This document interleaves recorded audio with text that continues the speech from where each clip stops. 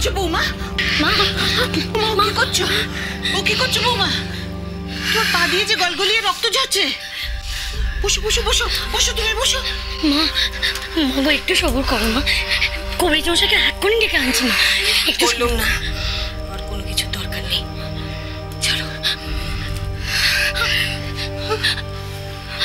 বৌমা কথা শোনো বৌমা, দোহাই তোমার।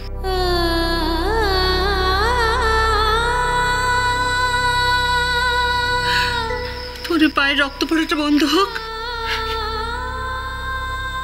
রক্ত বন্ধ না হলেই বা তাতে ক্ষতি কি মা?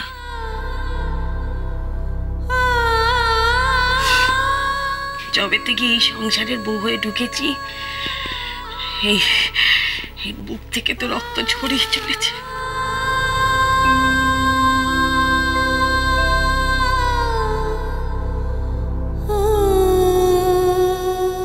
কই আজ অব্দি তো কোনোদিনও কেউ চিকিৎসা করতে আসেনি।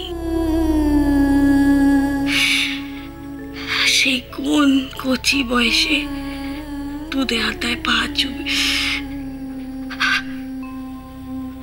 চুবি এই বাড়িতে ঢুকেছিলুম।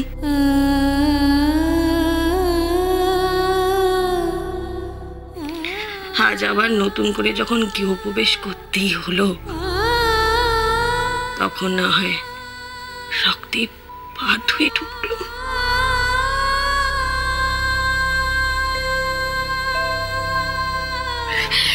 ও কি কথা মা? রক্ত যেমন তোমার বুক থেকে ঝরেছে, আমার ঝরেনি? সামনে বিরাট যুদ্ধ আছে মা, অনেক বড় যুদ্ধ, অনেক রক্ত ঝরবে,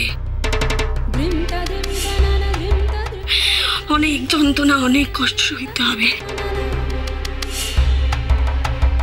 আর অনেক চোখের জল ফেলা বাকি আছে মা।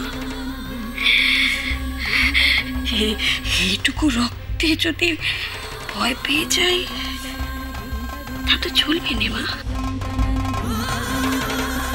বেশ খারাপ হয়ে যাবে তো, চলবে না।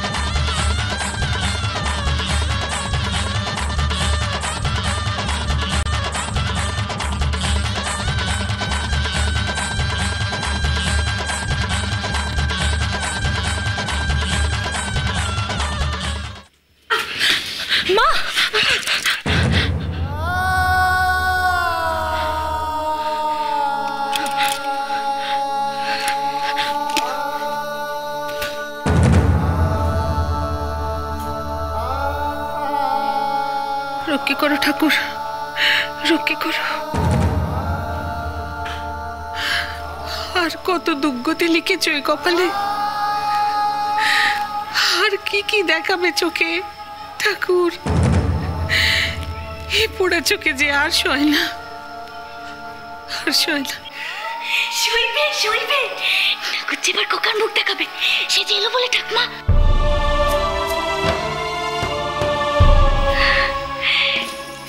তুলতুলে ফুলের মতন মুখখানি, গোলাপের পাপড়ির মতন নরম নরম দুটি ঠোঁট, সেই ঠোঁটে ভুবন ভুলানো হাসি, আর এক মাথা কোকড়ানো কালো চুল।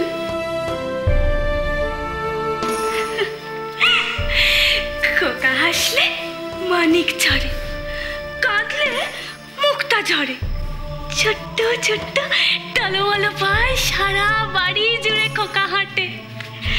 আদো আদো সরে কি যে বলে আমি কিচ্ছু বুঝতে পারি না ঠাকুমা। খোকার রাঙা হাতে সোনার চুড়ি, খোকার পায়ে মল বাজবে রুমঝুম রুমঝুম রুমঝুম।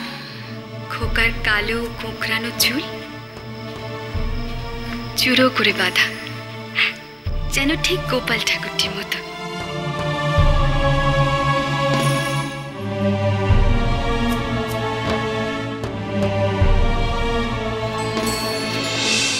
চুপ করো তোমরা।